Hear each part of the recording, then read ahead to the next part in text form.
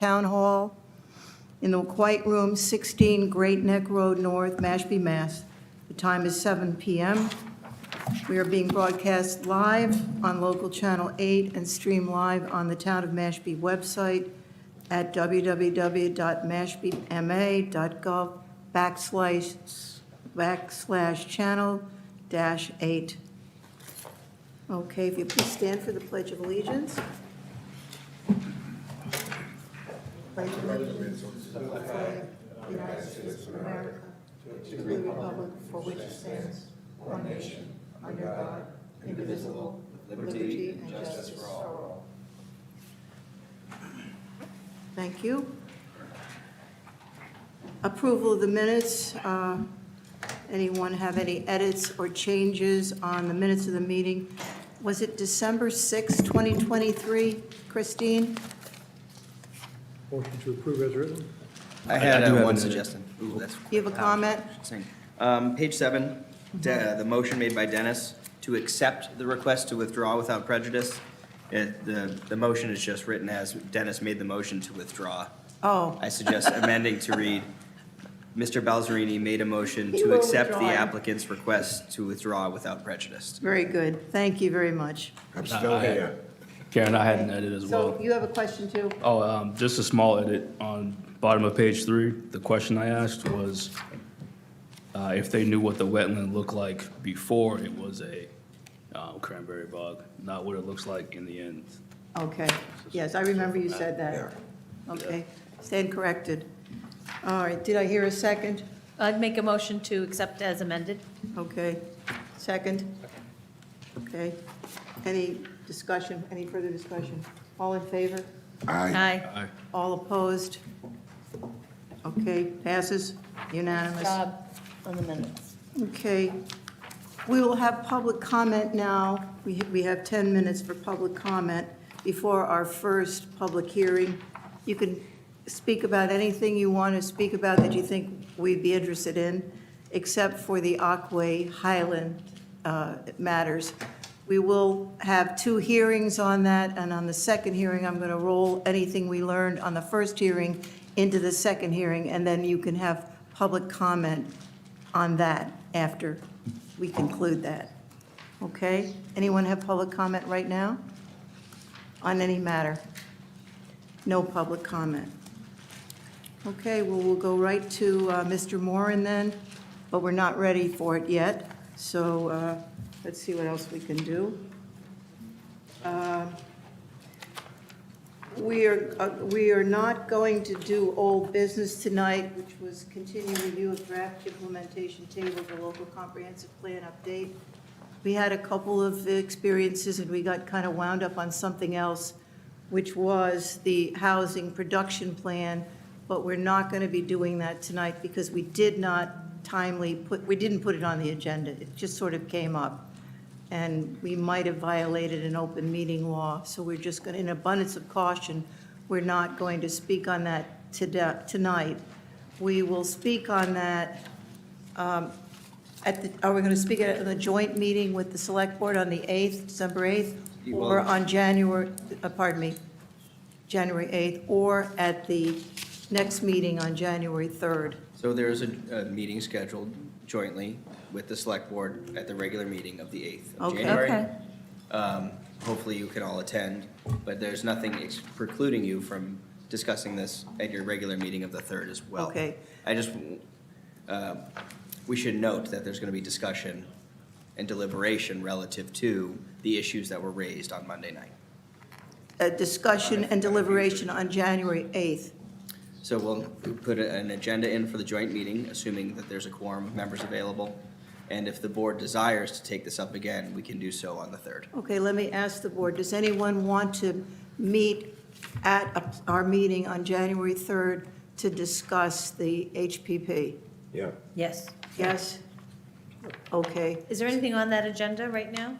no, No, No, so, beyond anything that would be new business that carries over. okay. or old business. So we would also speak, if we can, on that agenda on January 3rd, on the topics for the LCP. Mary is speaking on housing, and I'm speaking on economic development. So those two will take up some time. So as far as I know, we have nothing on the agenda on January 3rd. Correct. So we'll do, We're gonna speak on this, right? I got some. HPP, can we do yes. the HPP first? Yeah. I think we we'll do the production plan first, and Would then you like to meet earlier? you and I will speak. That night I can't, because I'm presenting the HPP in Yarmouth to the planning board at 5, so I can't get here should- till Let's 7. speak the regular Well, meeting. there's no other time then. I guess we're just going to go to the select board on January 8th. No, on the 3rd, I can be here by 7. Yeah. we just have a Oh, regular well, that's meeting. fine. Yeah, we're I good. can't come early. Oh, That no, I'm night not I can't- asking anybody to come Okay. early. 7 o'clock, January 3rd, we'll do the HPP, and then we'll do our LCP stuff. Sounds Okay, good. good. All right. I have nothing to report on water qualities, so you can get rid of that. Ed, do you have a report to give? Yes. Okay. As far as inspections are concerned, excuse me, for the record, Ed Pesci of Pesci Engineering, consulting engineer to the board. As far as inspections and construction inspections are concerned, in my last briefing to you remotely via Zoom, I had told you we had done some inspections of the paving, the base course paving at Country Club Estates. That really was the last construction inspection effort that's underway. However, last week, I did receive, and I did tell you that I went and did, in the month of November, I want to say it was the week of the 16th, I did do some inspections out at New Seabury at 3 different projects, some of which were well before my time and Evan's time, for projects that never got closed out by the New Seabury applicants.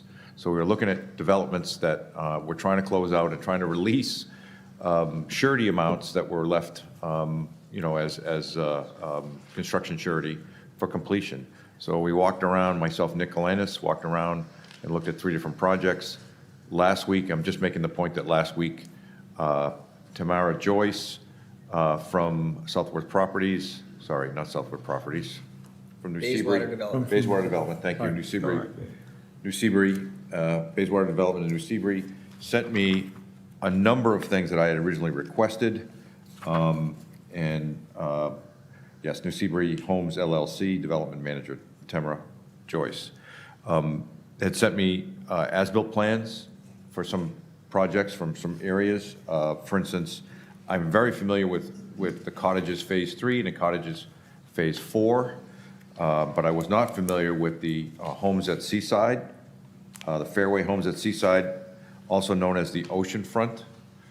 And it's the first time I'd ever stepped foot in the property, and she sent me some drawings there. There were a couple of items I requested. They had pumped out all the catch basins, and they sent an invoice on catch basins that I had requested to have pumped out. They sent an invoice of having done that earlier this year. I just got it, as I said, and also gave me some as-built drawings for all 3 properties, so I can take a look at those. What's still not 100% complete and not clear as the status of this is that there were several catch basins where outlet elbows were not installed. You could see the inlet, the outlet pipe without an outlet elbow to prevent floatable oils and leaves and such and debris from going out and fouling the infiltration systems and the other downstream stormwater management systems. So the current code is to provide elbows to prevent that. And they were going to add some elbows, retrofit the site, each one of those sites with elbows, and Mr. Galanis was working on that. So my email response to this afternoon, I CC'd Evan, was, please let me know about that. In the meantime, I'll look at all this other stuff. I think I mentioned to you at the last hearing that there were upwards of $1 million being held in various amounts. I don't have all that in front of me exactly, but we got through a number of these items, it looks like, with some of the information they sent me, but I have to analyze it and take a look at it. So I'll be doing that next week. I'm going to take Monday, Tuesday off like most people, but I'll be working on that next week so I can get a response officially back to them. So that'll, get some progress going on it. Okay, thank you very much. The appointed time has arrived. It's 7:10 PM. We're here for our first hearing, public hearing on Aquay Highlands LLC.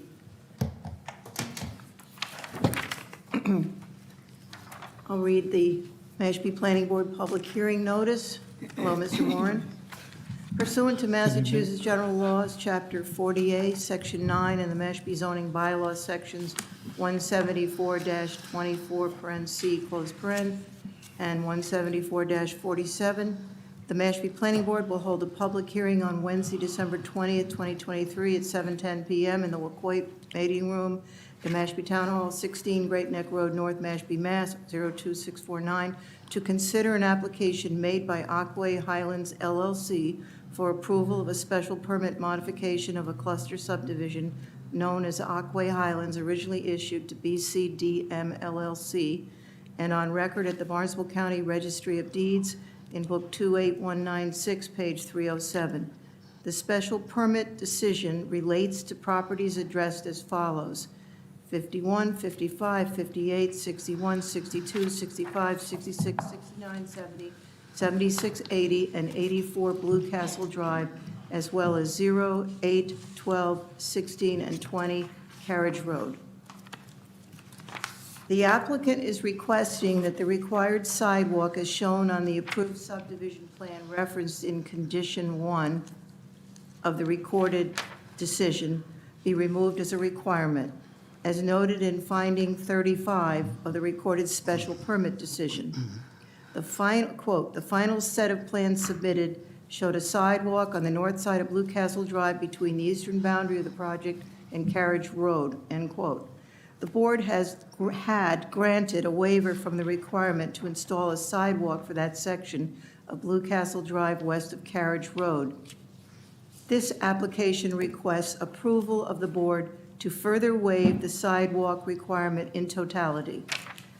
The approved subdivision plan notes that, quote, "Road construction to comply with the Town of Mashpee rules and regulations governing the subdivision of land design standards, except where noted." The plans are submitted application can be reviewed in the offices of the town clerk or the town planner. Good evening, Mr. Moran. Good evening, Madam Chair. Would you like to present? Thank you. Members of the board, Jacques Morin, Aquay Highlands LLC manager and Bayberry Building Company owner as well. Probably many of you know that I had taken over this subdivision when it was still a dirt road from a prior applicant that received approval from the board for the 15 lot subdivision. I was familiar with the conditions that were on the special permit. As I began to put the roads in and began construction of the homes, the sidewalk that was noted on the special permit from time to time, I had given some thought to, but had not really, knowing that it would likely go in at the end, not giving it too much thought other than having kind of made a notation in my mind, if you will, maybe back a year and a half ago, and chatted with the planning director and said it didn't seem to be a sidewalk that would serve in the normal sense of a sidewalk where it would be connecting to other sidewalks. And I was told at the time it would have to be a modification request. And time went on, and as we know, COVID and all, and I really didn't pay that much attention to putting any modification request in. As more homes got developed, homeowners were expressing to me they really didn't want to have the sidewalk. And from some of our prior meetings here, recent meetings, it was said that in order for that to be vacated from the language as a requirement, that the developer applicant would have to make that application. So I have presented the board with an application for the removal and modification such that the requirement would be no longer a part of that special permit. I have printed out, and I know sometimes these are not necessarily a gauge, but it's the Mashpee Sidewalk 2020 a printout of 3 different, well, here, let me just pass it out. And I didn't know how many I would need, so I have 6 in total. Two here and two here.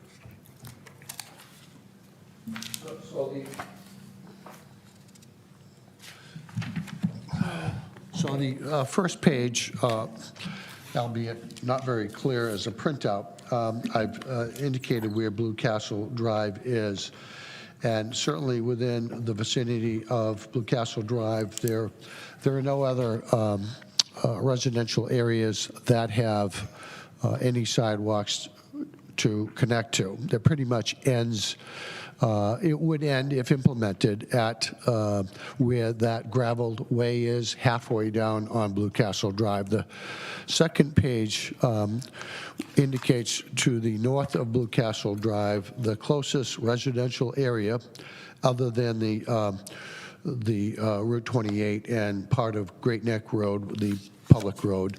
Residential area would be Quashnet Valley, which is 2.51 miles away from this property. To the south of Blue Castle Drive, the closest residential subdivision having any sidewalk is 0.94 miles away. That's Rock Landing Road. I suspect maybe it's a public road. I haven't looked it up, but as you can see to the left and to the right, there's simply are no other subdivisions that had been required. I'm not saying that from the past that doesn't mean anything, but I think the subdivision and the residents of the subdivision have expressed quite loudly they would prefer not to have the subdivision. So that's why I'm before you tonight. Okay. Sidewalk, Thank you. Sidewalk. Yes. What did I say? subdivision. Okay, I have, some of the residents of Blue Castle and Carriage Road have written to me saying that, and I'll name the people, and I don't think it's necessary for me to read it. We all have copies of this, and there are 2 on my phone now that I didn't get copied, but I'll tell you who they are. It's Lev Vaisbird at 76 Blue Castle Road. His is short. I received the recent notification with regard to Mr. Moran's request to modify the special permit to remove the sidewalk noted in the permit. We are in agreement to the modification to remove the sidewalk as a requirement, as we feel it does not add any safety benefit given the low traffic within the subdivision. I got a letter from Bill and Mary Ann, is it Stahlnacker? Are any of you here tonight? No, the people who are, anybody, is anybody here who sent me an email? No, okay. And we are in full support of removing the requirement for sidewalks on the north side of Blue Castle Drive. There's very little traffic in this neighborhood, and the wide streets provide ample space for safe walking.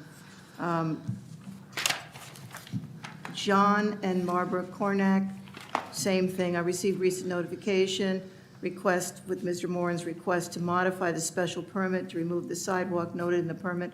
We're in agreement to the modification to remove the sidewalk as a requirement, as we feel it does not benefit anyone in the subdivision and is sidewalk that goes nowhere. Now, these people didn't say in totality, but I think they meant that, didn't they? That's how they, Pardon me? that the scope of the public hearing notice contemplates the removal of the sidewalk. Yeah. Completely. So my Yeah, assumption is- totality. It doesn't Yes. say that here, but I think that's what they meant. Dino Liberti, Ms. Faulkner, we're in favor of the no sidewalks for Blue Castle Drive. Vlasakov, Kamen Vlasakov. Attention, distinguished members of the planning board. My wife and I are new homeowners on 80 Blue Castle Drive. We agree with the modification that's been requested to not add sidewalks in the subdivision. Given that these roads are not town-owned, having sidewalks would only add to the future maintenance needs and costs. That's the point. Let's see. Phil and Diane Tower, please accept this email as our support to remove the sidewalk requirements for Aquay Highlands. And I know there's one more. Kenneth Roth, 16 Carriage Road, I received the recent notification, blah, blah, blah, blah. We are in agreement to the modification to remove the sidewalk as a requirement, given the low traffic within the subdivision. So that's quite a response. It might have been more helpful to just get one letter and have everybody sign it, if that occasion ever happens another time. Okay. At this time, we're going to go to the second Aquay hearing and open, and we'll just roll in the testimony from this hearing to the next hearing. So do I have a motion to roll the testimony in that you just heard into the second hearing? So moved. So moved. Second. Okay. Aye. Aye. Okay, unanimous? Oh, my goodness. The time has arrived, 7:15 PM, for our second public hearing on Aquay Highlands LLC. Mashpee Planning Board Public Hearing Notice. Pursuant to Massachusetts General Laws, Chapter 41, Section 81T, and the Mashpee Rules and Regulations governing the subdivision of land, the Mashpee Planning Board will hold a public hearing on Wednesday, December 20th, 2023, at 7:15 PM in the LaPointe Meeting Room at the Mashpee Town Hall, 16 Great Neck Road North, Mashpee, Mass. 02649, to consider an application made by Aquay Highlands LLC for approval of a modification to a definitive subdivision plan of land approved on June 4, 2014, and recorded in Barnstable County Registry of Deeds, Plan Book 654, page 21, that created 15 building lots totaling 152,758 square feet, each lot ranging between 10,163 square feet and 10,338 square feet, and 3 open space lots totaling 339,120 square feet. The applicant requests a further waiver from the requirement to install sidewalks at least 4 feet in width on at least one side of a street in accordance with the Mashpee Rules and Regulations governing the subdivision of land. The approved plan shows a sidewalk on the north side of Blue Castle Drive between the eastern boundary of the project and Carriage Road. The board had granted a waiver from the requirement to install a sidewalk for that section of Blue Castle Drive west of Carriage Road. The applicant is now requesting the board's approval to eliminate that sidewalk between the eastern boundary of the project and Carriage Road.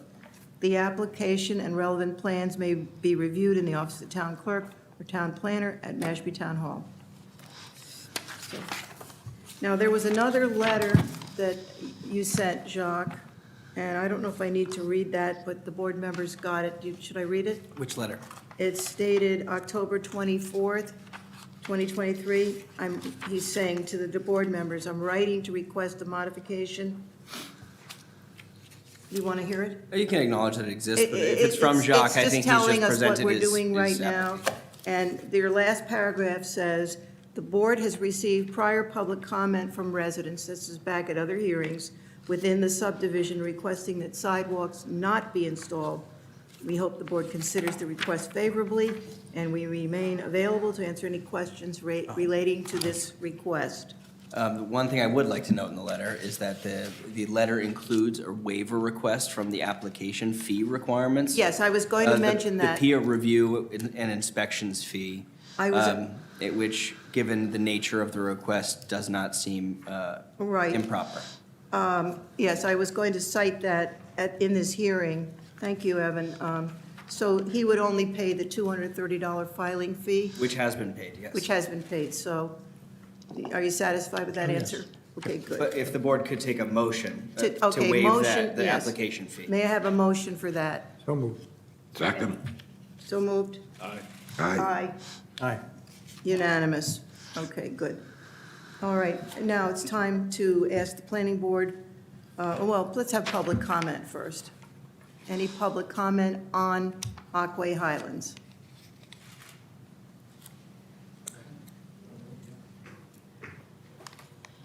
I think he needs one of the mics. Yeah. Please give your name and your address. It's Mike Ronhock. You can put it on the podium, Mike, if you'd like. What's that? If that's more comfortable, you can put it on the podium. It's my height. Yeah. Barely. Mike Ronhock, 104 DeGrasse Road. So in regards to this, Blue Castle Drive is not a real good road, obviously. There's one section there where they built the houses is in pretty good shape right now. The end towards Great Neck South and the other end of the road are not improved roads at all. And eventually, someone's going to have to maintain those roads. So I think the board should consider, as far as the sidewalks, it doesn't matter to me if the residents want them or they don't want them. I understand they have small lots, they don't want the sidewalks there, but in essence, they've already paid for those sidewalks. That's been included into the price of their lot and building and developing this, when he took when it was originally approved and he took it over, it's part of the requirement, you had to do that infrastructure. So I think the board should consider the cost of those sidewalks, get a fair market value to install them and escrow that money. Because first of all, the residents of that road are going to be responsible for maintaining the road when he's done. The other thing is that road has already been proposed to the town of Mashpee to be taken over as a town road. So there's going to be a cost there. And eventually, if that happens, there's going to be an assessment to each lot, everybody who has frontage on the road, including us, to improve that road. So I think that the money that it's not going to cost him to put those sidewalks in should be escrowed to be able to use to maintain the road if it doesn't get taken over as a town road, or defray the cost of fixing that road and taking it over as a town road. I think, why should there be a big cost savings there for a developer that's agreed to, those are part of the rules of playing the game in Mashpee. You do a development, you have to put sidewalks in. Now, the residents don't want it, so that's fine, but escrow that money and if the town takes the roads over, fine. The money goes to the town to defray the cost of fixing the roads. If not, the residents can use that money to maintain the road. That's what I think should happen. Thank you. Well, this puts a monkey wrench in this. What are we going to do? You want to say something? No, Mary? I'm just wondering if we should take all the public comment and then discuss it. Oh, all are at there once. more public comments? Did you go through all the letters? Yes, all the Okay. letters that I have, yes. Is there anyone else wishing to speak? Are you thinking about it back there? Yeah. Don't be shy, just come on up.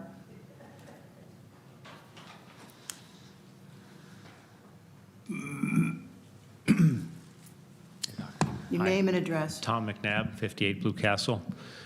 I was here with Howard Rosen back in May presenting two items that we had suggested. One was to eliminate the sidewalks, as we call it, to nowhere, because there are no surrounding sidewalks, as Jacques had indicated.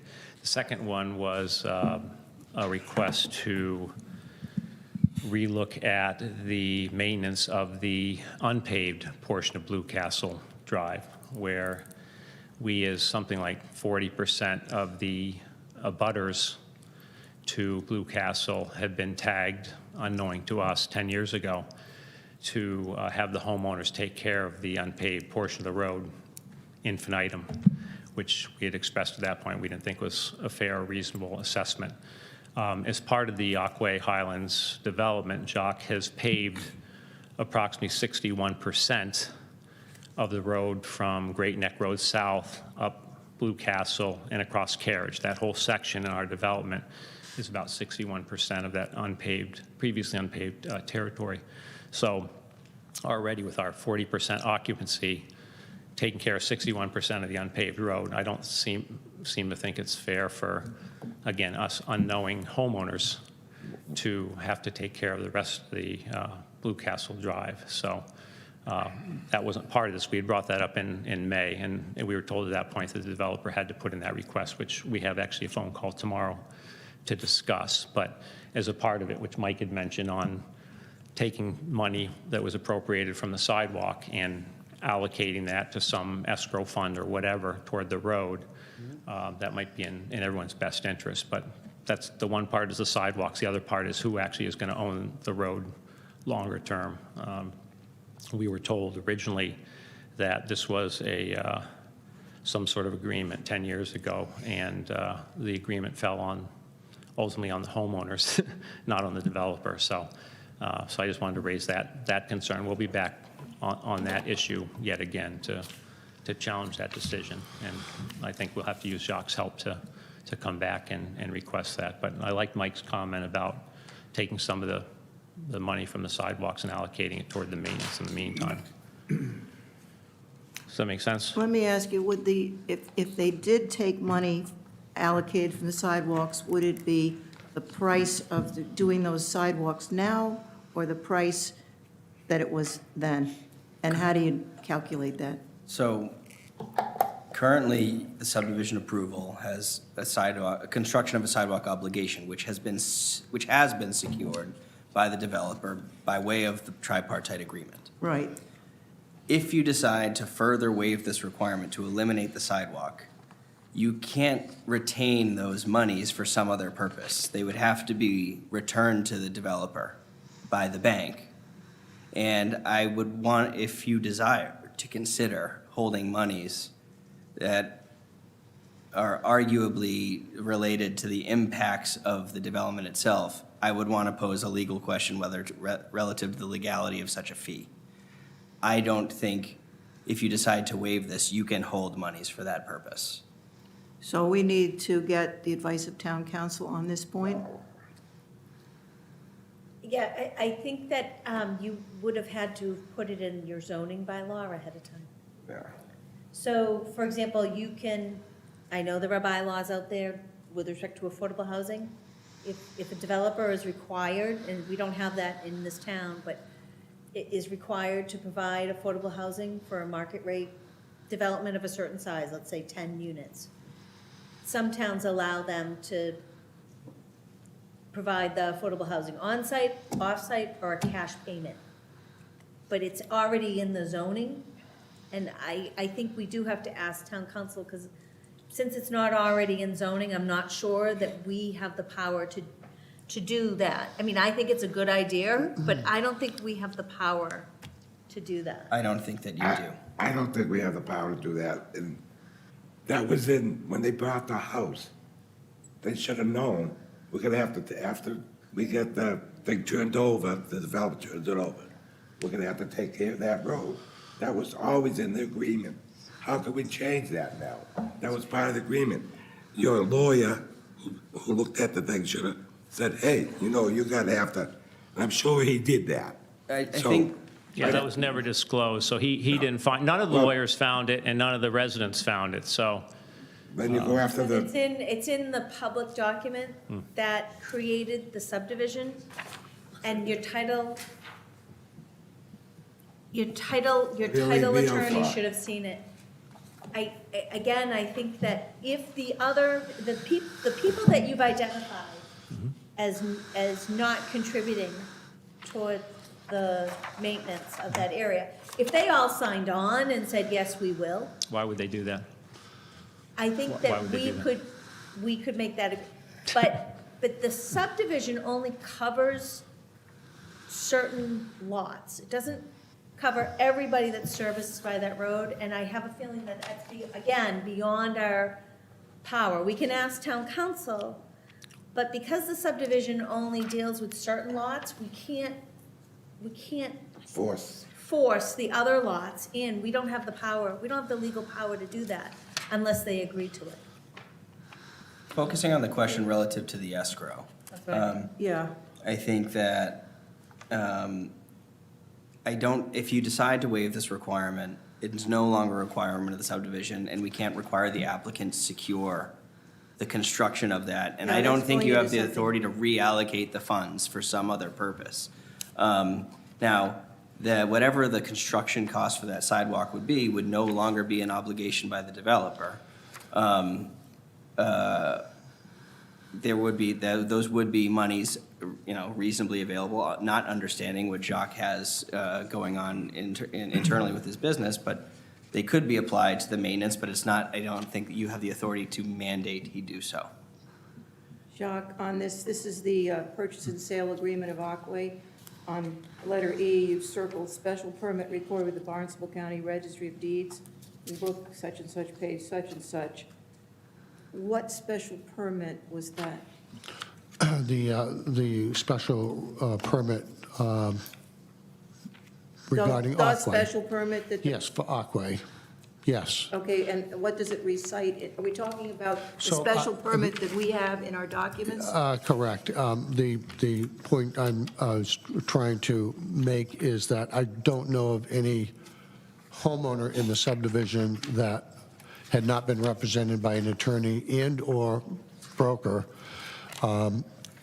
This is the fact that the special permit is within the purchase and sales agreement noted, it's within the covenants specifically noted, and in the deed. And everyone was represented in that subdivision on a purchase. So there was nothing to hide in terms of what the requirements were. So purpose of giving you these documents is just to show you that it's like going into Comcast and saying, hey, well, you want to, because want to no longer have Comcast and you're requiring 30 days for me to bring a box in, and well, you didn't read between the lines or the print of the contract. There's no intent to hide anything here. Everything is spelled out in various documents that there was a special permit on record to go by, which required the maintenance. And even your decision itself required the homeowners association protective covenants, which were executed by me and recorded prior to the first shovel going in the ground, to which requires all homeowners to become a member of and share the cost of the various common costs within the subdivision, including maintenance. Those covenants, everyone in the subdivision has paid their appropriate dues from the date of purchase onward. So the funds for the purpose of the covenants and what is supposed to be done in way of the common expenses were provided for. Homeowners were aware of that right from the beginning. The covenants were recorded. Everyone signed initialed every page of both the bylaws and the covenants.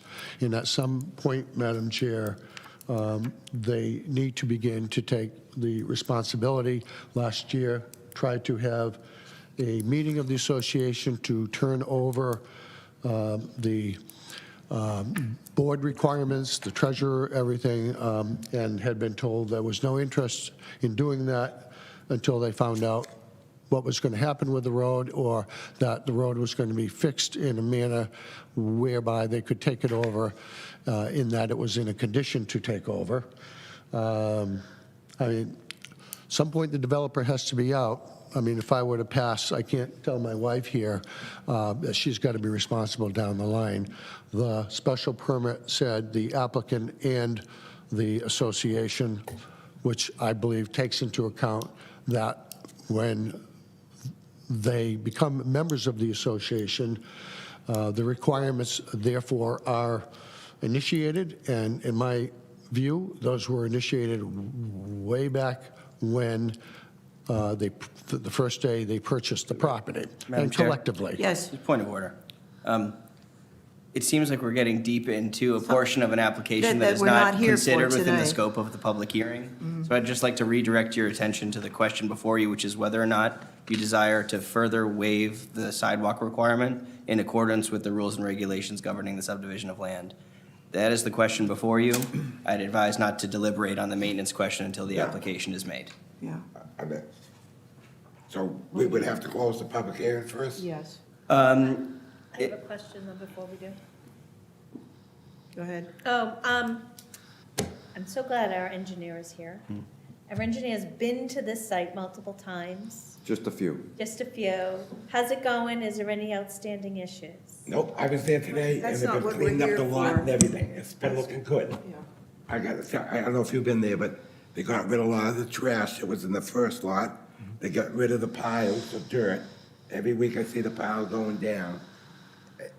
It's It's been good, looking it's good, better. it's been very good improvement. Yeah. Yeah, it has. It's So- not done, but it's good I'm sorry improvement. to stop So on you. to answer the question to you, Madam Chair, during the months of September, October, November, Mr. Moran and his team spent a lot of time in not just doing the final asphalt paving, but also improving some of the drainage in some locations. While it's not 100% perfect in some driveways, he's working that out. He's trying to work that out, certainly with Lawrence Lynch Corporation and the current property owners. But we identified a number of things that were improved upon. I think you all are aware of that on the end of the road.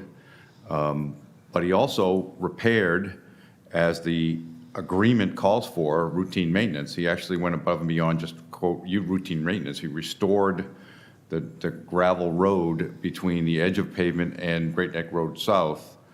Actually, the Great Neck Road, actually just short of Great Neck Road South, because it actually reverts back to asphalt pavement before you get to Great Neck Road South. And reestablished the swales, put a crown on the road, filled in locations where there were potholes, there were some broken edges of pavement, broken edges of gravel that kind of became pavement. He filled it all in, graded and recompacted it, and it looked really, really spectacular at the end of in this October, early November.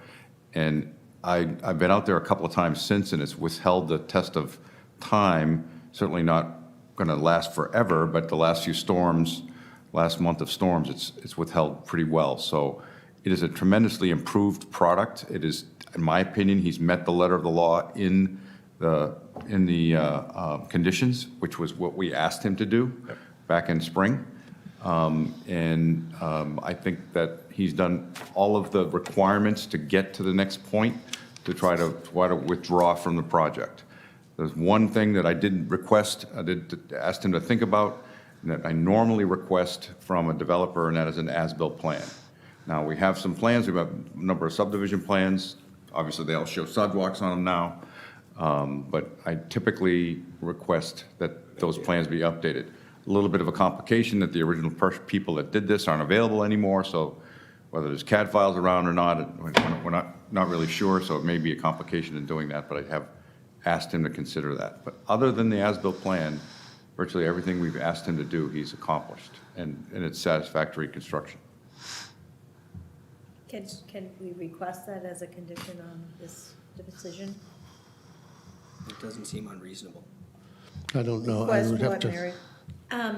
So our engineer is saying, has asked the project proponent for an as-built? Yeah, So I'm wondering if we can consider that as a condition for this, A condition for what? I don't know the For- answer to that. for this If that modification. could be done, if that should be done.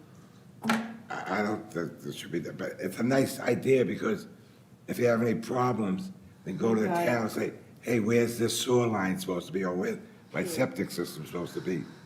All those homeowners, you don't have to pay an engineer to come out and say, here it is, but if you have it as is, it'll be a nice gesture from the developer, but that's my opinion.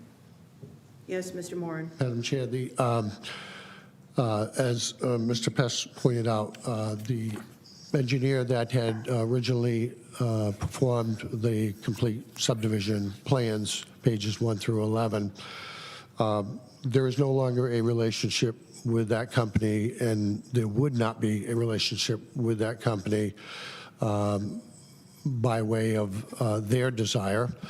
And Ed has taken a look and noted that we do have all of the bounds on the ground. I think for a new engineer to try to recreate and to assume certain structures in the ground and underground would be extremely difficult. So I would ask the board if they would consider some indication of the finality of all of the bounds that are in place be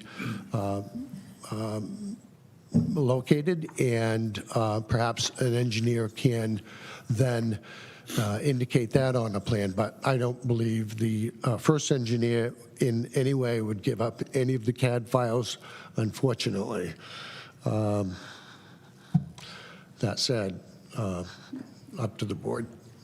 Ed, what is your opinion on this? So, if I may, Jacques, could you just elaborate for a second? You're right. We did look at a number of the boundary markers, concrete bounds we call them, boundary markers out for the various lots, and those were installed in the last year or two? They were installed in, I believe, 2 different phases. Originally, I want to say maybe about a year after. And Year after what? After the subdivision roads were starting to be put in. Okay. And then. This is by the first engineer that Yeah. you don't have access to the information from? Correct. Okay. And then the subsequent ones were put in probably 3-4 months thereafter. So it's all been done by him? All been done. Okay, so, And I have the receipts for that, and they're on the ground. right, so I think that if we got someone to prepare a limited as-built plan showing the lotting of the plan, lotting of the site, with the location of the concrete bounds, and just the surface locations of all the catch basins and drainage manholes, et cetera, then I'd say that's a compromise that would at least give us edge of pavement, the location of your common mailbox kiosk, in other words, area, and the edge of pavement and the existing structures. That would at least give us something for the record to have in the file, but it's, I'm just struggling. I usually have, every subdivision I do, I usually have an as-built. Yeah. And because it's been over 20, well, it's now 10 years, right, that this started. 2014 is, the decision was signed. And it's been some construction by others. And today, you don't get a contractor out there without his own GPS information, and he's as-builting it as he goes. So today, it's easy, but, 10 years ago, that wasn't common practice, so not as easy. So he's right, it would be a lot of effort for someone to pick up where he's left off. I know you have a relationship with another surveyor, you have to, for the things you've recently done. If we could get some limited as-built information so that we have at least something to put in the file that shows what was finished and what was done, just edge of pavement, location of catch basins, and structures that are visible, I think that would be reasonable. So not to certify any underground piping, because that person couldn't do that without a lot more work. But, not sure that that's, I'm not sure that that's a terribly difficult thing to do, but there's obviously a cost involved in that. Okay, well, we have to come back to the question. If we add that, what you said, and Mary, I'm sure you took that down, concrete bounds and catch basins and location of common mailbox, and I don't know what else you said, but those things, if we made that a condition, if we could make that a condition of granting this waiver, then, I guess I see the sense of unfairness about it by the people sitting in the audience, based on your question. Not putting in the sidewalks is a cost saving to Mr. Moran. And you're asking for some kind of credit for that to do something else. And I personally, that's not, in my knowledge base here. What do you say? I don't think you can do that. You don't think? I've never seen it done. Yeah. Unless it's already in the zoning bylaw. So that's something to think about for a tweak of our zoning bylaw, is if we waive something like that, then there's a contribution put into the road maintenance costs. But Any fees that you would require for a development have to be reasonably and directly related to the impacts associated with that project. The elimination of the sidewalk doesn't alter its density, it doesn't alter its traffic flow, and I don't believe you can retain an impact fee, which is what it would be, They're asking that isn't associated with any of those impacts, and otherwise would be considered an illegal tax, which I would not recommend the board impose on the applicant. got it. All right, any other questions from the board members? Anyone else want to speak? Well, it seems that they don't want the sidewalks, period. That's And it seems like clear. That's pretty unanimous, I They think, were just throughout. asking for Let's some vote credit, on which it. we're not likely to give, so she answered the question about the sidewalks, period. That's it. So I make a, are we Go ready ahead, to? Mary. Yeah, and usually I think what happens now is like, Need we to- make a motion, I think we have to close the meeting, don't So we? you'll need to do a few things. What? You need to vote on the waiver. I don't know, Mary, is it before or after the closure of a public You have hearing? to close so that. we, It's always that. well, I take a motion to close the public meeting and then we vote? so if we want to have the town planner draft the decision, Has to be closed. I don't know if we close, I think you need to close the public hearings, Okay. each of them. Yes. okay. And then you need to Vote on each one. I vote think I can do to, it. vote to issue or take a motion on the waiver request. Right. Okay. And then Well, why don't we just do this sequentially? I'll advise one piece by Okay, piece, if okay. that works for you. I would like someone to give me take a motion to close this public hearing. I move to close the public hearing. Okay. Second. The Can I sub, have discussion? Second, Can I have discussion? yes, discussion. Does the town planner or the town engineer, the planning board engineer have any more comments? No, the only thing I would recommend, I think you're taking the correct approach on Evan's recommendation, that you not request any refund of the equivalent costs for construction of the sidewalk. I think it sounds like you have some unanimous support in the neighborhood, and I think you've all been there, so you know it's really not something necessarily needed in this particular neighborhood. So I think that's a good decision. I still think if you decide to do that, I think the last item to close this out so that Jacques and his company can walk away is the as-built plan, so that we can cross this off our list once and for all. So if we can agree, if he can agree with the board that a limited as-built plan showing existing pavement, existing structures, visible structures on the ground, telephone poles and the like, that are at concrete bounds that have been installed, are shown on a plan, so that we have a plan of record of what was installed. I think that's appropriate, and it's done all the time. It's done on every other You subdivision. want to give us the total list? You had catch basins and you had So what locations. I'm trying to do is help Jacques with his problem, not our problem, Yeah. not the planning board's problem, but the problem of having access to some of the data I for the understand. original design. Even though that's not necessarily the same thing as building. So it just helps with the original design. So what I'm trying to do is get edge of pavement, basically the original, the edge of pavement, the entrances to the driveways, don't need to show the houses, just the entrances off the edge of pavement to the driveways. The existing catch basins, the existing drain manholes, sewer manholes. There aren't any sewer manholes. What am I saying? We're all in septic, right? Yeah. Yeah. Yep, right. Well, And the- someday and the there will be, mailbox. but not right now. In the mailbox thing. The common mailbox, common area, all right? The edge of slope of all the detention basins, he's got a couple of detention basins out there. okay? I'm not asking for topography, I'm just asking for the location of the flared end sections that come out, the inlets to those structures. Those are all shown on a current plan that can be at least used as a guide to prepare this. And then finally, the location of all the concrete boundary markers that were installed several years ago.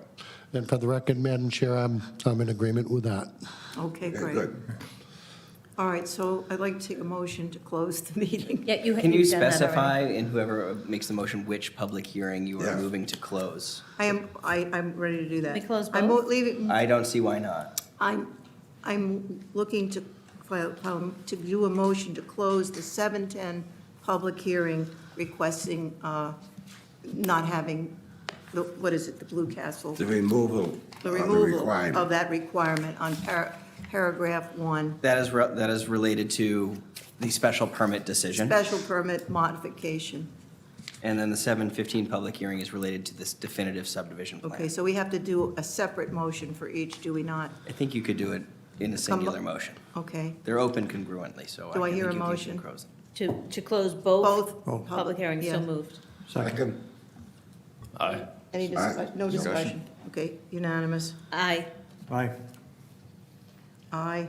So, Madam Chair, would you like a motion for, to waive the, I'd like a fee. motion to approve, oh, the fee? You want to do the fee vote first? You want a motion to modify the special permit and also waive the sidewalk as part of your decision, Yeah, subdivision I- decision, both things. I was talking about the fee. They asked for a Oh, fee sorry. waiver. I thought Sorry. you guys voted on that, but. we don't have to Did? vote on the fee, do we? We We already voted on that, sorry. Yeah, Already did. Sorry. So I would suggest taking a vote first on the waiver. okay. And then assuming there's Okay, I do know what to do. I need a motion to waive the requirement under the section, the road construction standard. I'll I make think that it's motion subsection. on the condition that we get a limited plan of record or as-built showing lots, location of concrete bounds, surface location of catch basins, drain manholes, catch basins and drain manholes, entrances to driveways, the common mailbox, telephone poles, edge of pavements, edge of slope of detention basins, existing structures where visible, and the inlets to the detention basins, retention basins. Second. Any discussion? Hearing none. What is your vote? Aye. Aye, aye. Aye. Aye. unanimous. So now, Now we say good night. we need, okay, we've done the motion to request the special permit modification. So we sign it at the next meeting? Okay, now, Evan, will you draft a decision on these matters? So you voted on the waiver. Yep. So the sidewalk is no longer a requirement under the subdivision control law. We now need to reflect that waiver in the written decision. So I'm going to, assuming you vote to modify the permit, I will prepare a decision in accordance with your deliberations tonight and provide it to you at your next meeting for signature.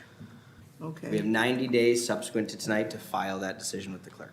Do you need a motion to modify the special permit Decision. I can give that to you. Yes. decision? Can we have a motion to modify the requested the special permit to modify, eliminating the sidewalk shown on the plan And referenced in condition between number the one. eastern boundaries, the sidewalk and carriage road? With the With the condition same number one conditions, yes, regarding the limited, right, So moved. okay. the limited plan of record. Second. Any discussion? No discussion? Hearing none, how do we vote? Aye. Aye. Aye. Aye. Aye, unanimous. Okay. Jeez, that is the most complicated. First approval of 2023, y'all. That was the easiest thing in front of us all year. Madam Chair, just perhaps maybe a point of order. I am not sure that there was a motion and a vote on the request for the fee waiver. I know there was discussion. We didn't have. Yes, it was Yeah. waived. Fair enough. Thank you for your time. Thank you, Jacques. And have a great. And just so you know, I'll holiday. be preparing a written decision. Yeah. I'll provide it to you before, at the same time I provide it to the board. It'll include all of their findings and the relevant conditions. Sure. They'll sign it at their next meeting, You gotta open the public and hearing. it'll be filed with the clerk on the following Thursday. The Okay. appeal period commences at the closure of that. Please record it, and there's no longer the court requirement. Can do. Paul, have a great holiday. You too. Merry Thank Christmas. you. Thanks, Jacques.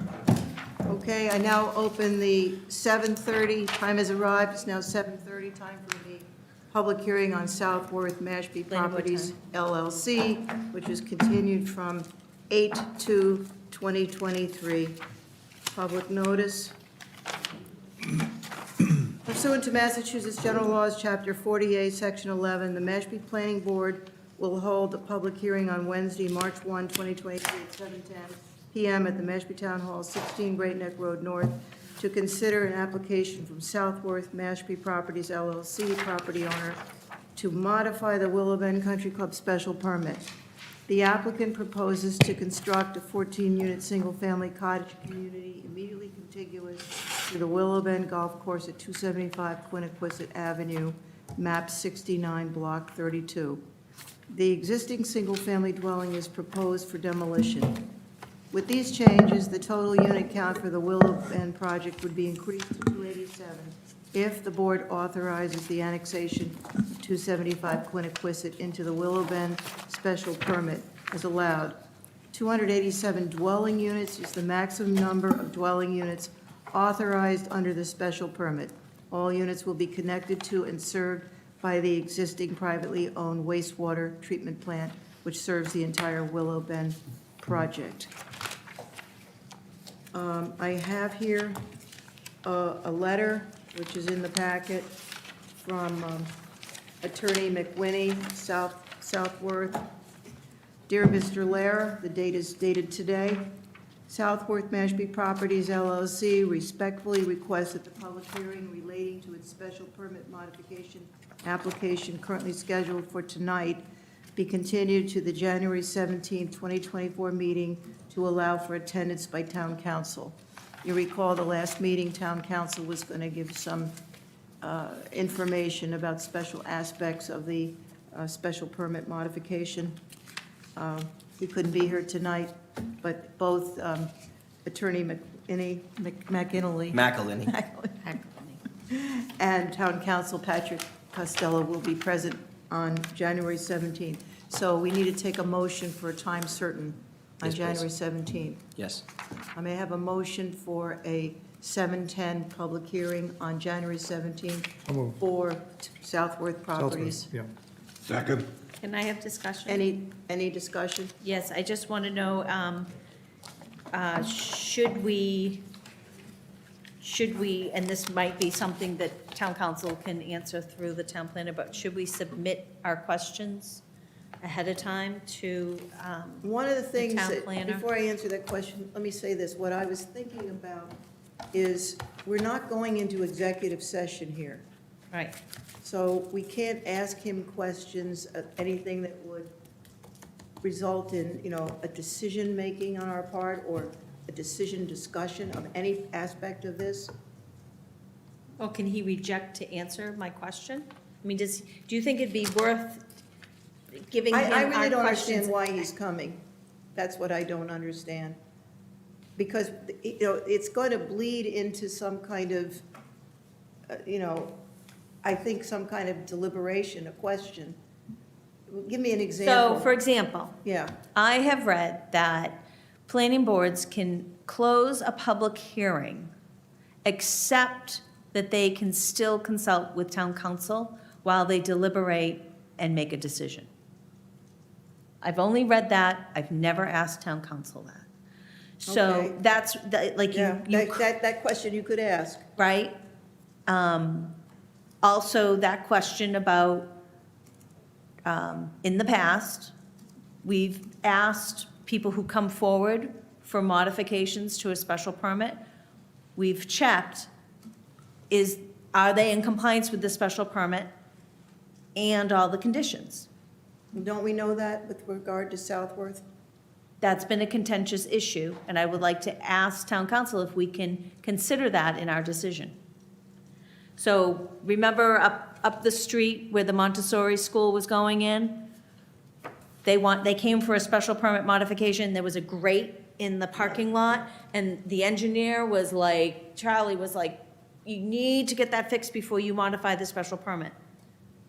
And the project proponent accepted that condition, begrudgingly, but the project proponent did. We've got a project proponent that is telling us, no. So they're telling us point blank, you cannot consider whether the special permit is in compliance or not. I want to check that with town council. That's reasonable. Okay, that's, yep. Yeah. I'm 100% confident council would appreciate being made aware of those particular questions prior to his presence for efficiency's sake and just Yeah. to be prepared. And I'm also 100% confident if there are questions posed that would compromise the board's position in any Would- case, you would say he would he decline to declines it. respond. Okay. All right. So that's good. Done. Wait, we didn't, so that was discussion. So should we send our questions to the town planner? Yeah. Yes, Okay. As soon as possible. ASAP, yes. And so then we have to vote on that, moving. Okay, so may I have a motion? We've done a motion to continue to January 17th. So a motion? The motion's already been made. You calling a Okay. vote? Yes. And a second? It's been made and seconded. No, go ahead. Discussion? No discussion? How do you vote? Aye. Aye? Aye. Aye. Aye. Unanimous. And it's Rob that's seated on this matter. Oh, yes, because we're super majority. Aye. Thank you.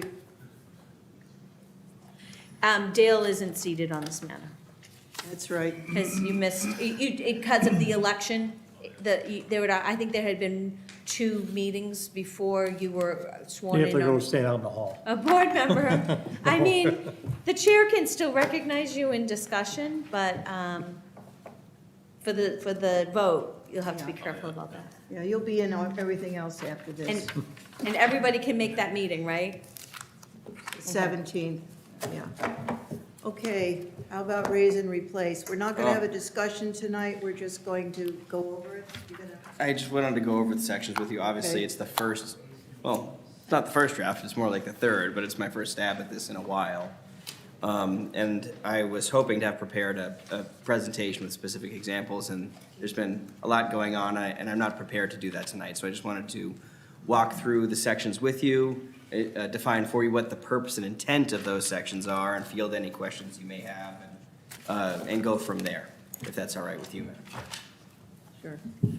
All right, so the primary takeaways that I've had on raise and replace as it relates to some of the neighborhood concerns, particularly in Papaneset, were relative to the extension of nonconformities, vertical extensions of nonconformities within nonconforming side yard setbacks, as well as the expansion of structural footprints in the floodplain and/or the Papaneset overlay district. So, Town planner, may I Yes. just interrupt you?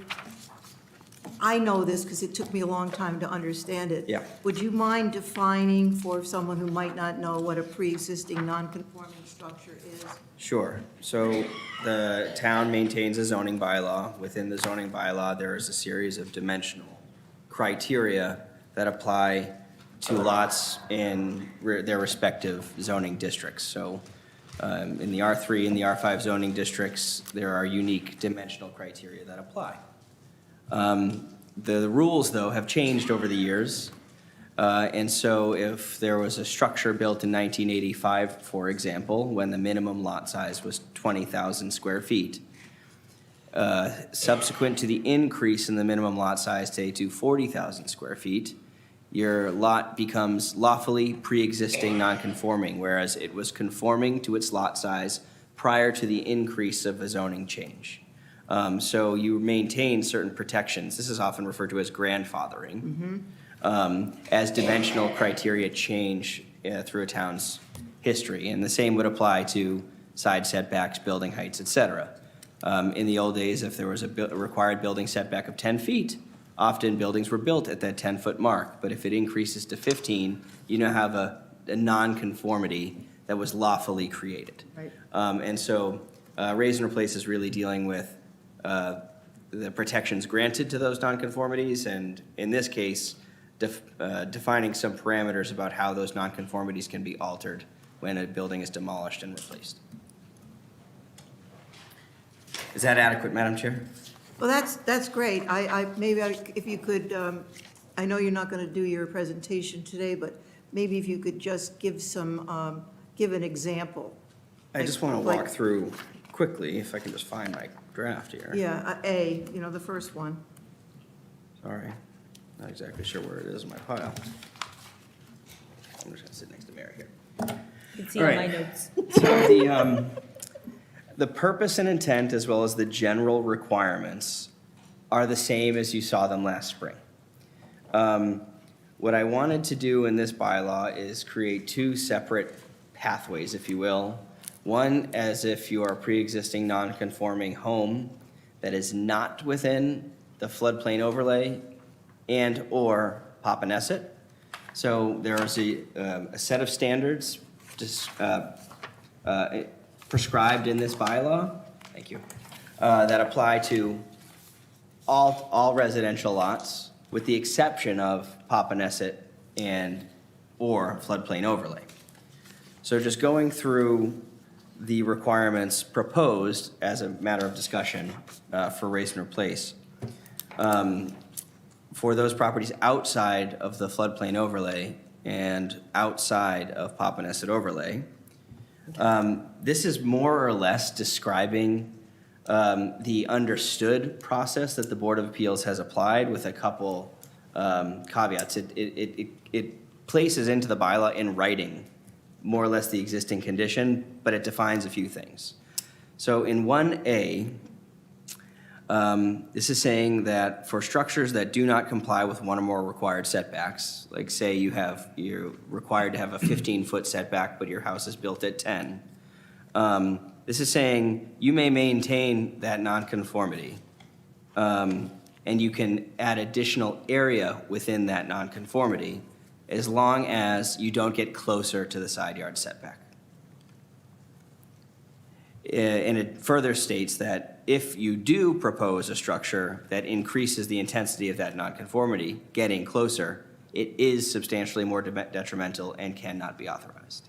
So if you're at 10 feet and you decide to encroach to 8 feet, and the setback is 15, That would not be permissible. No. But you could add floor area within that setback area as long as you're compliant with all of the other requirements. So you're not creating new nonconformities, but there would be an opportunity to expand footprint outside of Poppy and outside of the floodplain overlay. So let's say you're supposed to have 15, a setback of 15. You built at 10. Yep. You can't make it 8, but you can extend the building along that 10-foot Both laterally setback and vertically. with no restriction on the vertical. Right, and there's a difference there that's different for the Poppy overlay. Right.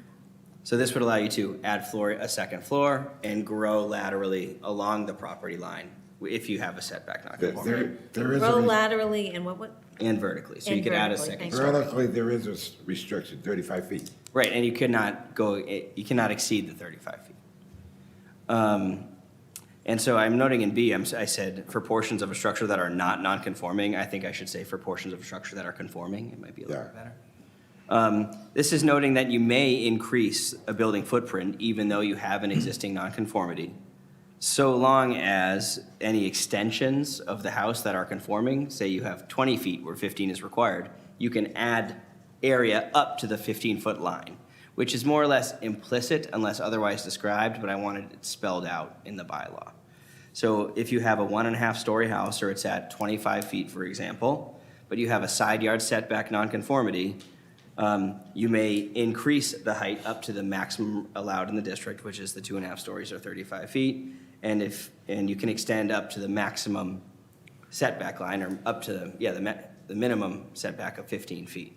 So it's just saying, if you're not in Papaneset, and if you're not in the floodplain overlay, you may maintain existing setback nonconformities, And you can expand your footprint up to the maximum extent allowed by the bylaw in the underlying zoning district. For the portions of the structure that are conforming. Right, so like, this is just, if your house is built 20 feet from the side yard setback, where 15 is required, you can propose a new house that goes to 15. Right. And maintain any other nonconformity on the site, as long as it's not made more intense. The backyard setback's 25? I think it's 15 also, I think it's 15, 15. All right. I think it's 15. Yeah, Is it 15, Mike? I believe it is, 15. Dennis. Yeah. The creation of any, that last sentence, the creation of any new nonconform, okay. Should you say the creation of any new nonconformity or increasing? On 1B, the last sentence. So it says the creation of any nonconformity. Any new nonconformities. Any new nonconformity. Should you also say, and the increasing of any existing nonconformity shall be considered substantially more detrimental? So I dealt with each, like, nonconformity separately Okay. by line here. Okay. So in this case, I think, for example, You're saying that you dealt with that in a different. can you repeat your question? So the creation of any nonconformity shall be considered substantially more detrimental and not allowed, right? Should you also, after the words any new nonconformity or any increase in an existing nonconformity? But you're saying you. It should, but I think I cover each of the bases independently, and if I don't, we should. Okay, all right. So just going into C, just so we can talk through it all. This is getting into lot coverage nonconformities. So for properties that are not substantially impacted by the floodplain or any other water and wetlands, there are very unlikely to be lot coverage nonconformities, but I wanted to consider them even though you're unlikely to have an existing structure in excess of either the 20 or 25% lot coverage. But this is saying that if, for whatever reason, you do have a lot coverage nonconformity outside of the Poppy overlay and/or within the floodplain overlay, you can maintain that nonconformity, but you cannot increase it. If you increase the nature of that nonconformity, it would be found to be substantially more detrimental. So we've dealt with, to Mary's question, if you increase the intensity of a setback nonconformity, as described, it would be substantially more detrimental. If you create new nonconformities, it's substantially more detrimental. If you increase a lot coverage nonconformity, it is substantially more detrimental. But you can maintain each of those nonconformities in the redeveloped structure. Okay, so you deal with it in A and C, just separately. Okay. Correct. And all right. then lastly, we're getting into building height. Now, we're unlikely to have building height nonconformities, however, they could exist, so I wanted to consider them. And so this is just saying that, similarly in section A, if you have 1 story, for example, you may increase to the 2.5 if you have other nonconformities on the site, but you cannot exceed the minimum of the district. But if you are, say, in an R5 zoning district, and for whatever reason you have a lawfully existing nonconformity and your house is built at 36 feet, you're allowed to maintain your 36-foot nonconformity, but you cannot increase its intensity. If you propose a building that is higher, No. it would be found to be substantially more detrimental and would not be permissible. So those are the criteria proposed so far for properties outside of the floodplain overlay and/or Papaneset overlay. There's a more unique set, and I'd say a more restrictive set of requirements for properties located within Poppy overlay and/or floodplain overlay. And they are as follows. So the things that I had mainly heard was, again, growth of structural footprints in the floodplain and Poppy, as well as the vertical extension of nonconformities within nonconforming side setback areas. So in A, this says that for structures that are not compliant, so you have a side setback nonconformity, whether that be front, side, or rear, or setback to water and wetlands, you cannot, any increases in the size of the building's footprint shall be considered substantially more detrimental. It allows for the replacement structure to be adjusted on the lot. You can move it. But if you have, say, a 1,000 square foot structural footprint in totality, I think we might want to consider including accessory structures, so the total footprint of all structures. Say it's 1,000 square feet, the replacement structures need to not exceed 1,000 square feet. So if you had a home that was 900 and a shed that's 100, you could build a home at 1,000, but the overall structural footprint Couldn't we go with should not increase. Well, the replacement structure, including, what do you want to say there? Including any accessory? So I think the total structural footprint inclusive of the principal dwelling and any accessory structures. Principal dwelling. So that you'll change? Yeah, I think so. And so the next is the one dealing with the increase in height where there's a side setback nonconformity. So this, like the first section of the bylaw, does allow, if you're in Poppy and/or floodplain overlay, it allows you to extend the nonconformity to a second floor, but not within the portion of a house that is nonconforming within the side yard setback. So if your house is built at 10 feet, where 15 feet is required, You can the go back portion, 5 and up. you cannot have within that 5-foot area a second story. gotta go It in. has to be built at Build the it. setback line. Oh, all right, yeah.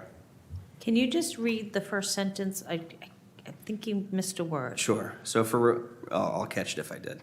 For replacement structures that propose to continue a pre-existing side, front, or rear setback nonconformity, then any increase in building height within the nonconforming setback area shall be considered substantially more detrimental to the neighborhood than existed previously and shall not be permitted. So I think that that's should- right. Should that be then or than? I would get rid of the word "then." Just get rid of it altogether. Okay. Any increase in building height within a non-conforming setback shall be considered substantially more detrimental. Works for me. Should be then, you're right, but I'd just get rid of it altogether. Strike. That, isn't it that existed previously? Is a word? For replacement structures that propose to continue a pre-existing side. That. Right. I think, yeah. It wouldn't be that, but we can delete than. Everyone good with that? Well, Does what do you- everyone understand that? Yeah, yeah. Thank you. Comma, any increase, that's all you need. Yep, okay. And then the last is a carryover from my initial draft, but this really comes down to the floodplain overlay and the, high groundwater table in Papaneset. This states that any reconstruction of a pre-existing non-conforming dwelling may be authorized so long as any pre-existing impervious surfaces are replaced with pervious materials. So no more asphalt driveways in Papaneset. That's a big deal. I think it is. Do you think they're more expensive? I have no idea. What, asphalt is more expensive than, I have Okay. stones, and it's, just redoing it was $1,800, but it'll last for a lot of years. Okay. Oh, it's way more expensive, asphalt, right? Ed? It is more expensive, Oh, but yeah. you also have maintenance costs with non-asphalt materials, but some Yeah. people prefer that. But you have maintenance costs with asphalt too, don't you? You do, with sealing, Eventually. right, and eventually it lasts, but, so it's The definitely driveways- overall, Driveways last forever. yeah, really. it's overall cost-effective for gravel or paver block or some other pervious Right. paver system. The last thing I wanted just to note to the board is that I propose exceptions that don't currently exist in the raise and replace framework. And that's really to incentivize people to reconstruct homes with, total conformity with the exception of lot area, for example.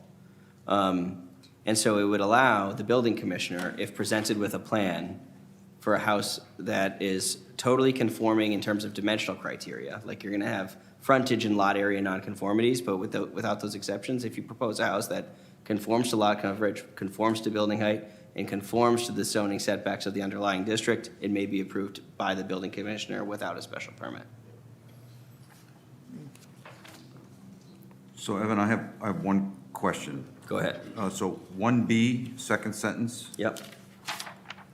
reads, for example, a 1.5-story house may be replaced with a 2.5-story house or a house with a 20 feet to the side property line may be replaced with a house that is 15 feet from the side property line. Yeah. You're implying that every other zone outside this floodplain and Poppy overlay districts have a 15-foot sideline requirement. They Is all- that true? Yes, Or minimum? yeah, There's no business district with zero?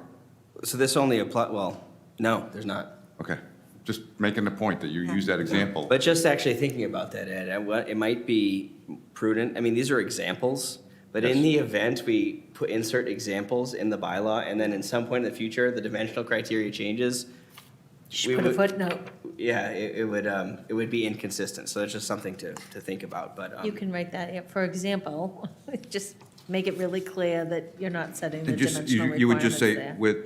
for a house with 15-foot side property line, parentheses, for zones requiring a 15-foot sideline setback. Yeah. That's all. That covers it.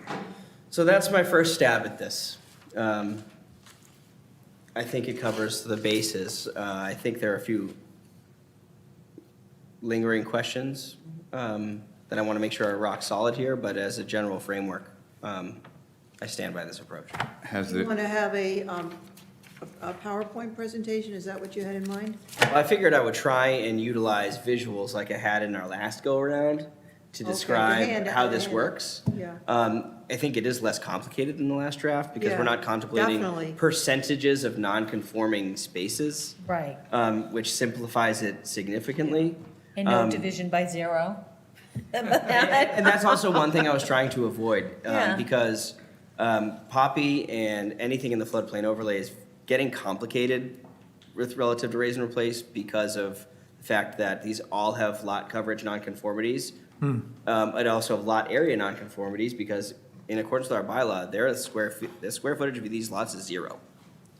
So that's the pre-existing nonconformity. The extent of it is quite extensive. And so I wanted to eliminate having to discuss lot coverage that contemplates the potential exclusivity of land subject to coastal storm flow or any water and wetland. It's solely about the footprint of structures and not making it about the lot area. Because while there's obviously land there, Yeah. our bylaw says that in effect there isn't. And so I think dealing with the structural footprint as opposed to lot coverage calculations is simpler to comprehend. It is. the other thing I want to point out is the way you have this worded is not be permitted, shall not be permitted. You're removing the ability to request A a variance. waiver or a variance.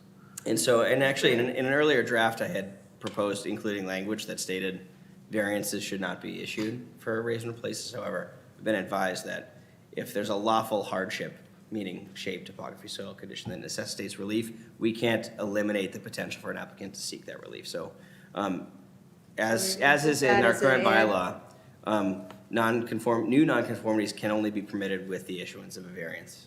I had that question. Good. I have a question about the second section for properties within the floodplain zone, Go ahead. B, which is that thing about height. Yeah. Why not include that in the first section? 2. Mostly because, meaning like not allowing the increase in height within a non-conforming setback area. No, for all properties. For all properties except those located within the floodplain. You mean the first section? Yeah, but which criterion under that section? So for B, which I think might be like 2B, Yep. for the replacement, isn't this the height thing? Yes, so this is, Right? That height restriction, like you can't increase the height if you're in that non-conforming setback area. Why not have it apply townwide? the rationale for me was that the lot sizes are significantly different. So that was it. I felt like the impact of the growth of a nonconformity vertically within a side setback nonconformity on an acre lot where 2 acres are required, for example, you're unlikely to have a side setback nonconformity in those cases, but if there are, your neighbor's much farther away. And so I didn't feel necessarily that, So, are we sure about that around John's Pond? No, I mean, in those cases, those may apply. I mean, that's something the board could Okay. consider. So there But might that be was that was some my logic. areas that we might want to extend that height protection to. Could establish by like a minimum lot size. Okay. I think like most of John's Pond's lots are 15,000 square feet or less. And so we could analyze some of the older subdivisions and the smaller lots and prescribe it based on minimum lot size. Okay. That's starting to happen over there, is that right? Yeah. I don't travel over there, so I don't Well, I mean, know. I think if you think, some of the older subdivisions all are around the water bodies and are smaller lots, which is John's Pond and John's Pond Yeah. Estates, the Timberlane subdivision, which is the Santuit Pond subdivision. Yeah. And then obviously Papaneset and surrounding areas, so. How could we figure that out? I can just do a little research. I mean, if we want to go the minimum lot size route, that is very simple. Just for one. I don't want to merge your two sections. I get it.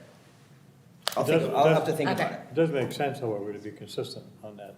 I'll have to think about it. Right, so Second, just third. because, the redevelopment hasn't been happening around those other subdivisions, it doesn't mean that they Yet. won't, and then we'll have to chase after it There's again. nothing left in Papaneset, it'll go everywhere else by the water, right? All right. This is really good. It is. A lot of work. I didn't understand the last one at all. That was really, it was like a puzzle. It was a logic puzzle. You gotta start somewhere. But no, it really helped us get to here. Yeah. So I think it said the same thing, but this I can understand. It said it was a little bit less restrictive, the other one. Okay, It afforded a little bit more discretion still. Okay. so you're gonna give us another version? Yeah, I guess ultimately, I'll continue to refine this, and I do have I kind of maintain an interest in sharing this at some point with ZBA and Concom. So This is going on the May meeting, right? If we're Town ready, meeting. if we're ready. So We have we have 6 weeks to really get that done, so have you shared this with the petitioners? I have. And have they gotten back to you? He's acknowledged receipt, but he has not had time to I review it saw yet. that, yeah. Well, I think that It's maybe we should, through the town planner, say to the lead petitioner, we reviewed it, I think that we're kind of in agreement to keep going in this direction. And just tell him he needs to give us the comments by Yeah. our next meeting, because then we're gonna reach out to other regulatory boards. Are Does you that- gonna have examples in your next presentation with this? I'm gonna have the finest examples you've ever seen. Okay. So this will be on the agenda for Examples the helps. 3rd? Yes, January 3rd, with examples. When are you gonna share it with the zoning folks? I guess as soon as we hear back from the petitioner. Which we I should, think it should be shared soon. I agree. yeah, we should, and you're gonna do like a presentation to us on the 3rd. Yes. And see, then, once that presentation is done, you can take it on the road. He probably wouldn't need examples, which I think is good for, you know what bothers me about this? We go to town meeting and the moderator says, we don't have to read the bylaw, the proposed bylaw. How do you vote? And first of all, 99% of the people there, or maybe not 99, but 80% will not have read this thing, have no idea. When you don't know what this is about, this is total Greek. So would you be allowed to go through it like you're going through today, not as lengthy, but just a short version to explain it? Because people are going to vote because they don't know what they're voting. They really don't know what they're voting for. I'd really hope to do that engagement before town meeting. Yeah, because. I know you need to, but there'll be people. And then that- you're gonna have a one-page flyer. By that point, you're gonna have a one-page flyer explaining it, which can, if the moderator allows, can be put on the table when people sign in, or we can put it on the chairs. I think, And that way people, I see people reading those materials Yeah, before they vote. but this is not like a typical bylaw. This is like, I'd prefer not to educate people on the floor of town meeting. Mm-hmm. I would no, I'm prefer not to saying that educate is them your leading sole up to place town of meeting. education. So, but, I guess your question is about dispensing with the reading of the warrant of the Yes, articles. totally. I mean, I suppose you could speak with the moderator about, with the exception of article whatever number it is, This and have one. them dig into it. Everything else you can just. But it would be dispense. my goal to ensure that voters in this case Yeah. are aware and educated relative to the change, which is why it's important to notify the ZBA and other agencies, because that just increases the exposure. And And remember, we took the solar bylaw to the Board of Selectmen with a PowerPoint and FinCom with a PowerPoint, and that really helped. Yes. And if you Well, I think didn't of, think that was so complicated and we can as hold a this workshop is. with builders, developers, and property owners as well. I mean, it's not complicated because we understand what it is, but when you just look at it cold, is there anybody here that doesn't understand it? no, Nobody's going to admit it. The people who will really want to understand it will show up. yeah, that's, Those will be the ones that yell and scream. yeah. They're gonna scream, Well, we know they're yay! gonna I love it. Demonstrate what you're trying to say. Maybe. For examples of the And things if that there's any questions, Evans would be there to answer them, you know? Like the tree Or if there's bylaw. some misinformation, which there tends to be, he will correct that. Of course. you Okay, we had old business, which I said earlier, to review the LCP. You and I are going to do that, Next time, we're gonna do Next housing and, economic development. development, and I there's- found is there this something online about else- sustainability. Is somebody else speaking Nifty, on that's the right. topic? We need to beef that section up, what do you think? The implementation table of sustainability, I mean, I have no issues with what's currently in it, but if there's things you want to expand within it, Can you think about those? of course I can. Doing it right now. Thank you. Why create it from scratch when you could take it from South Sandwich, I think, England? Well, what are you talking about? So the sustainability section, The what section? Oh, The what? leads, the LCP chapter on sustainability, yeah, it's an emerging field, yeah. but it's like missing. It's pretty limited to like electrification. Yeah. I think there's a lot, like, the one thing that I had circled from the 98 LCP, which was a whole section, was solid waste.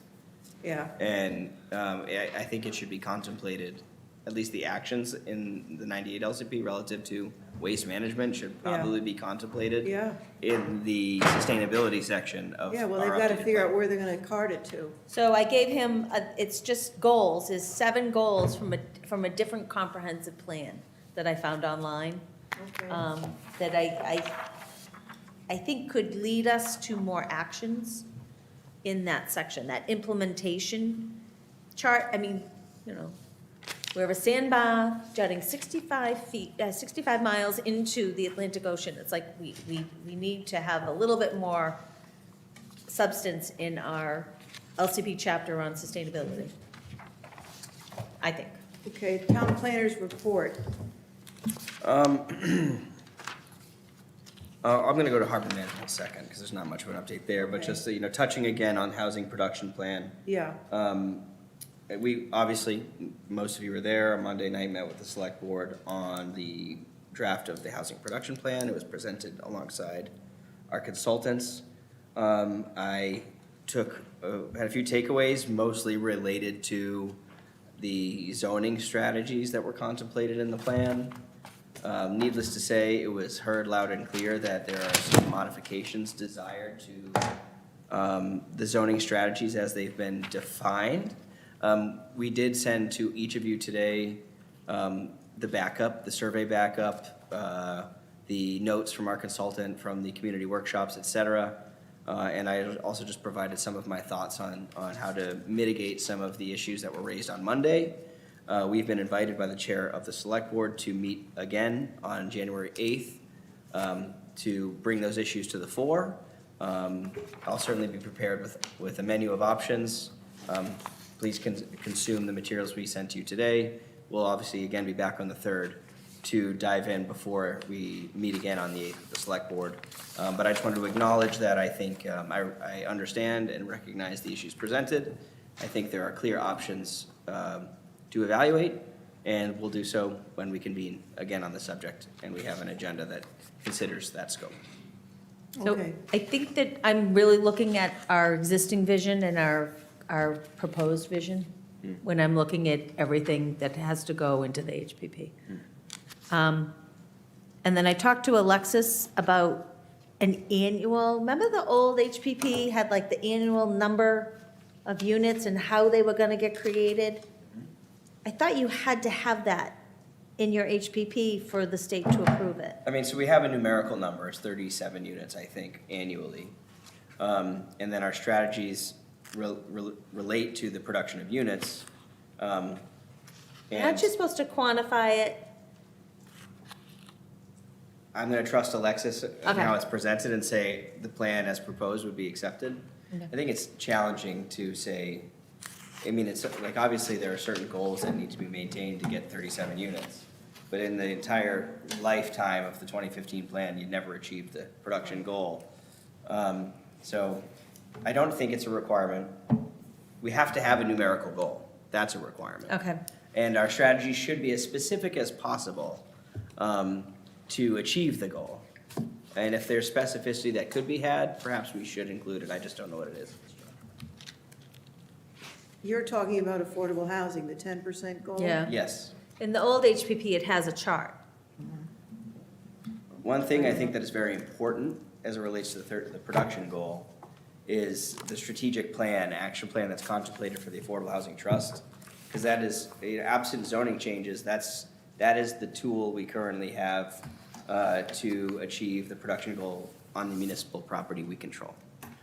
So that action plan is intended, or I intend on defining it in a 5 or 10 year outlook for the properties we've identified under municipal control, what needs to occur to bring that project from idea to occupancy. So that plan should more or less, I think, serve the purpose that Mary's describing. If we want to include in the HPP, there's a fair amount of work that would need to be done. It is, that's a tough chart to make. Yeah. I know from experience. Okay, so we'll get into the points on January 3rd. Yes, please. Okay, thank you. So I guess board member committee reports? Cape Cod Commission, no report. Charter review. So the Charter Review Committee met December 11th. We used our time to review Article 3 of the charter and also to identify the most pressing needs where there's no clear consensus amongst the Charter Review Committee. There's areas that have been identified for change, but there's no clear consensus. So the chair of the committee, John Miller, who's also our town moderator, he's drafted up a community opinion summary on those pieces. All right. And where we meet next on January 29th, we hope to finalize that survey. I think it's like 8 questions, so that's not bad. And then release it and get everybody, to look at it and respond. Good. Community preservation? So we met on December 14th. It was a well-attended meeting. We had people who were in support of the 2 applications, or 3 applications that were discussed in detail. It looks like all 4 applications are going right along nicely. One is an acquisition of land, so, those are always a time crunch because you got to get the appraisal in on time and negotiate with the seller. So hopefully that will move along nicely for next town meeting. We also interviewed 3 candidates for 2 vacancies. The CPC recommended all 3 candidates to the select board, so the select board's going to interview all 3 candidates again. So, we meet next on January 11th. Okay. Design review, didn't meet. Plan review, Did not meet. environmental oversight committee, No meeting. historic district commission. No meeting. We'll meet soon. We have a new application. Oh, good. Okay. So I'll take a motion to adjourn the meeting. So be. Okay. How do you vote? Aye. Aye. Aye. Aye. Unanimous. Good evening and Merry Christmas. Yeah, Happy everybody have a- holiday. Christmas.